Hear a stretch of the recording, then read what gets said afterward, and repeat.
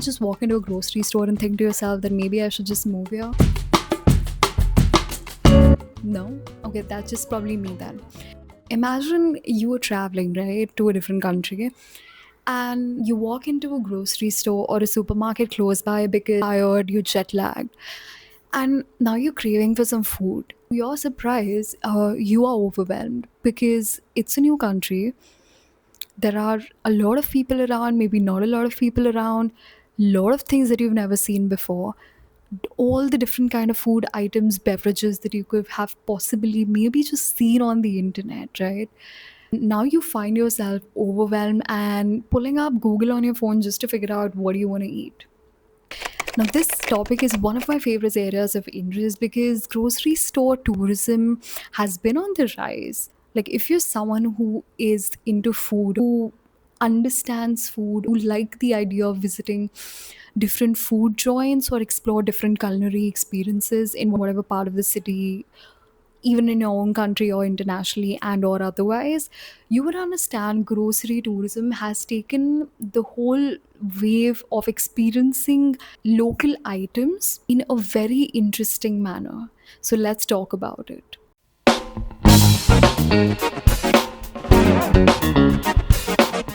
So, what exactly is grocery store tourism? You're probably wondering, since when did touring a grocery store become like tourism? The grocery store tourism is a way to kind of understand a country's cultural identity through food, because the grocery store is the closest way to figure out, in a way, what people are having on a day to day basis. What aisles or what rack in that particular supermarket or grocery store is empty. If you walk into Italian grocery store, what is stacked in those aisles? What is stacked on those racks?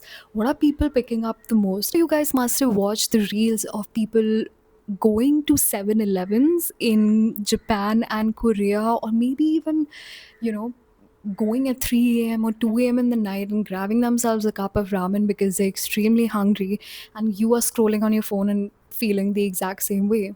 That is the power of grocery store tourism. And you're probably wondering, I wish I could do that. I can't walk up into a convenience store at 3 a.m. in the night and get myself to cook a ramen bowl, and it's completely uninterrupted by people, and you can just chill out and sit there and have a bowl of ramen and maybe some nice drinks that come along with it, like in those cups where people just put the ice and pour the pack. That's the influence. I look at reels in my phone and save the places that I really want to visit next. So at some point when I do visit that country, those are the spots that I want to hit locally. Now you're probably wondering, what is the reason for that? Now if you're a traveler, for most people, what I've noticed is the way people are traveling now, there has been like a wave of change in the way people are considering their travel. They don't want highly curated experiences. They want to be able to feel close to how a local would live. That's not practically possible unless you spend a lot of time in a country, let's say maybe a few months, so you start to understand the culture or even get a slight taste of the culture. But if you're a tourist and you're visiting, let's say you're going on a Euro trip for, let's say, 15 days, right? The maximum you'll be doing is carrying your bag from one place to the other just because you want to see all the monuments. But what about the food? Because apparently in Europe and in a lot of different parts of Europe, food carries a very strong identity and a lot of rich cultural history that kind of defines a lot of the identity. So apart from just the tourist spots, is also the food. Today, people want to experience the raw nature of travel and to almost experience this in the most organic way possible. And one of the way people do that is not through curating and going through extremely fine dining sort of experiences. People want to explore more niche, more local places that they can visit and even kind of show around on the internet. Now, coming to the internet of it, even the urban luxury supermarkets. I don't know if you've heard of Erewhon. Erewhon. I still don't know how to pronounce it. Erewhon. The LA luxury supermarket where they're selling 20 odd something dollar Hailey Bieber smoothies, Bella Hadid smoothies, Sabrina Carpenter smoothies. I don't know. There are a lot of smoothies at the It's become a symbol of health and status. Here at One today, we're going to be making my new smoothie. With celebrity collaborators and influencer posts, the Erewhon smoothie has hit social media by storm. This is what dreams are made of.